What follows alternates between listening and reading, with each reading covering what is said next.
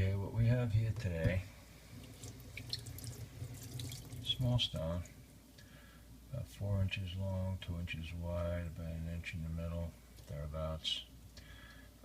I call these the pocket rocket because of their size. You see there's a little skin down here and skin over here. Remains of some saw marks there and some prominent saw marks here, these big heavy rough ones. You'll read on the internet where people say, well, at least one person says that these rough saw marks mean that stone was mined pre-war or something like that. And the fact of the matter is, they didn't throw out saw blades after the war, and all the equipment and stuff stayed in service, and some of it's still around, so you really can't tell how old it is just because saw marks are like, all rough like that.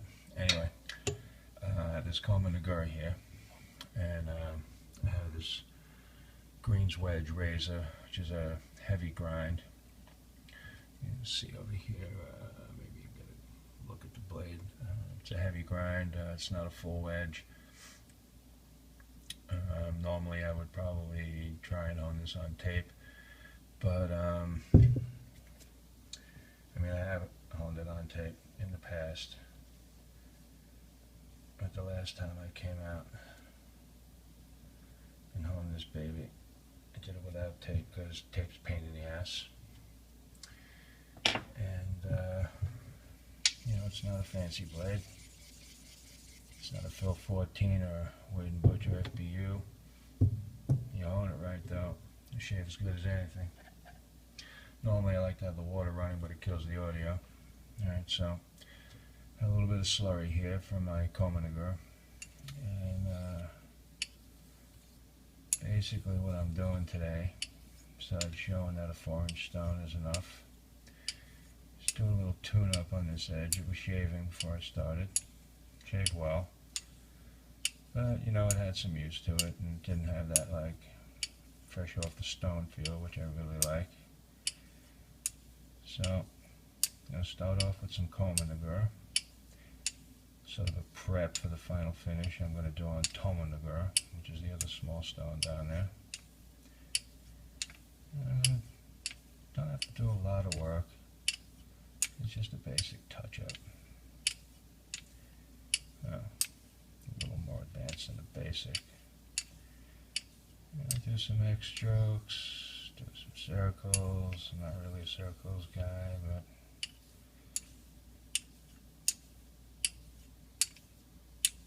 I still do use them. Can't really see it, but there's a little bit, a tiny bit of roll to my stroke down at the heel. There's a slight warp on the grind, and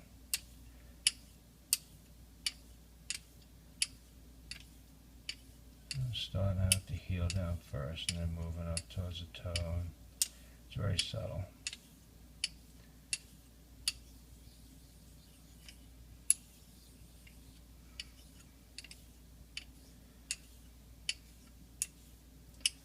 But you don't have to do a lot here today.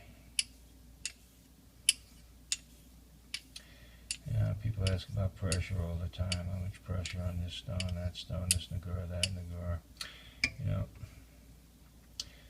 It's kind of hard to say. I always use a little bit of pressure when I'm starting out on the slurry, and gradually I lighten up. And how much though really depends on the slurry itself, how much pushback I'm getting from the stone, condition of the blade. These are things you pick up as you go along. It's nothing you can really like read about. You didn't like have it down pat because you studied it. You just got to do it. There's a lot of blathering on the internet about weight of the blade and less than weight of the blade and all of this and all of that. And we're honing razors here. We're shaving. We're taking hair off of our faces. We're not splitting atoms, so we don't need to get all so esoteric all the time. What's right for me might not be right for you, and so on. Every blade is different, every stone is different, every Nagura is different.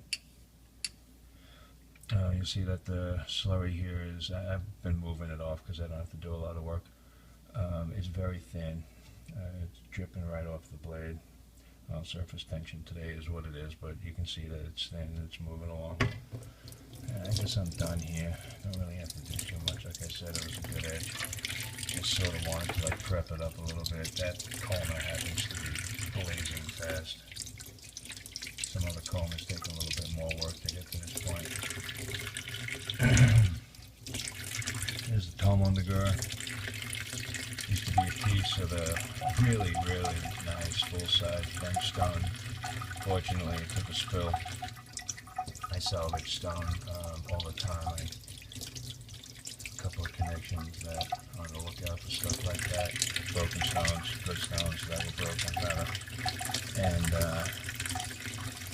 spend a little time cutting them up. And I'm going to make a little Tomo Nagura slurry here.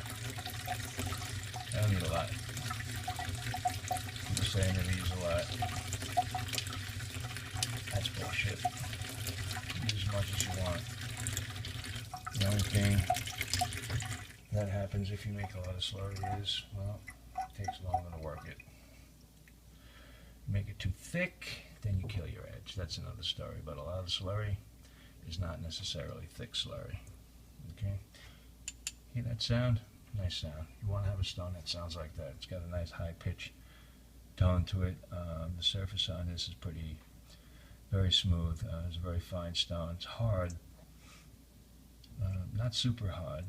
Very hard though. Harder than the average. Really, really nice piece of stone. I don't know why it was cut this size, but I'm kind of glad it was, because this is good for just taking on a trip or something. Just throw it in the case with a small Tomo or maybe a Nagura too, and a Makawa Nagura, and then you're good to go. Alright, so you can see I have a little bit of slurry here.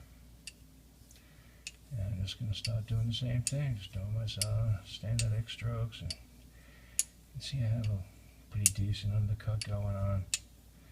Admittedly, I'm being a little sloppy, but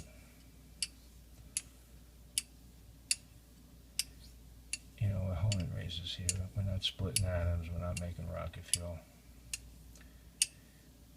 You start watching videos online and people start pulling out scanning electron microscopes and all kinds of snake oil bullshit. Gotta remember, people were shaving in the 1700s and honing their razors back then, and trust me, there were no scanning electron microscopes back then, and people shaved just fine.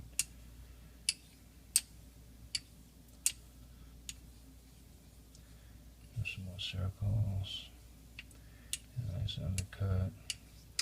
Feel here is different than it is with the other Nagura. Tomo, the slurry is finer. It's faster, it's smoother. Tomo is much finer than Koma Nagura is. And you have this real nice action, you get real nice speed. At the same time, you have to sort of counteract that and just sort of pay attention. You know, I wish I could explain it better, but you know, most of honing is what you feel right here. You know, it's in this hand. There's stuff you hear, things you see, sounds that you hear, and those indicators all factor in. But for me, the majority of what I'm looking for isn't actually anything I can see. Looking, I guess, is the wrong word. It's feel. And what's going on, things are smoothing out. It's a highly technical term called bumples. And as the bumples reduce, it's usually an indicator that the edge is progressing along. And makes no sense, but works for me. You can figure out your own words, figure out your own indicators,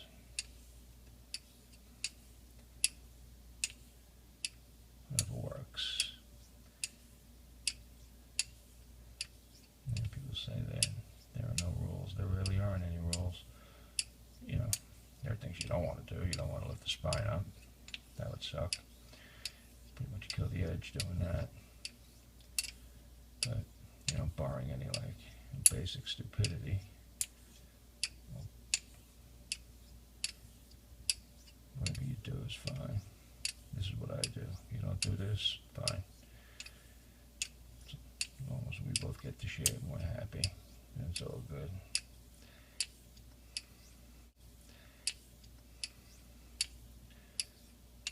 Anyway, yeah, I think I'm just about good here.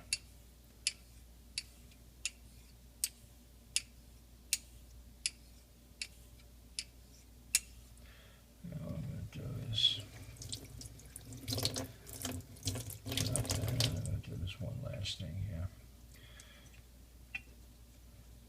Okay, no smoke and mirrors here, just something I do. Now I lay the blade down flat, you can see that, and then what I do is I just, right off there.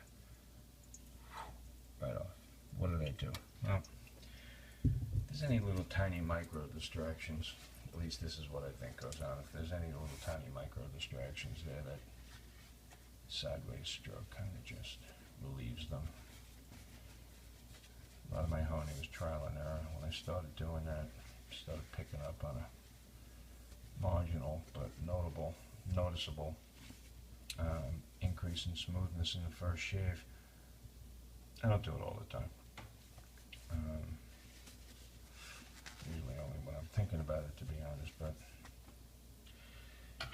alright, so you have this nice acai green stone. Has some skin, fits in the palm of your hand. Edges are chamfered. That means, you know, there's a cut over here. This side right here has got a little bit more cut to it. The skin was coming all the way up, and you do not want skin near the honing surface. It's okay that you see some discoloration, that's another thing, but this stuff, this material right here, man, that's hard. Run your blade over some of that. If it crawls up on top of the stone, it can happen. You know, nature's funny like that, and you'll just tear your edge right up. So you got to relieve that. Take a diamond plate or whatever, dress it down. Nice piece of stone. Anyway, that's it. Pocket rocket.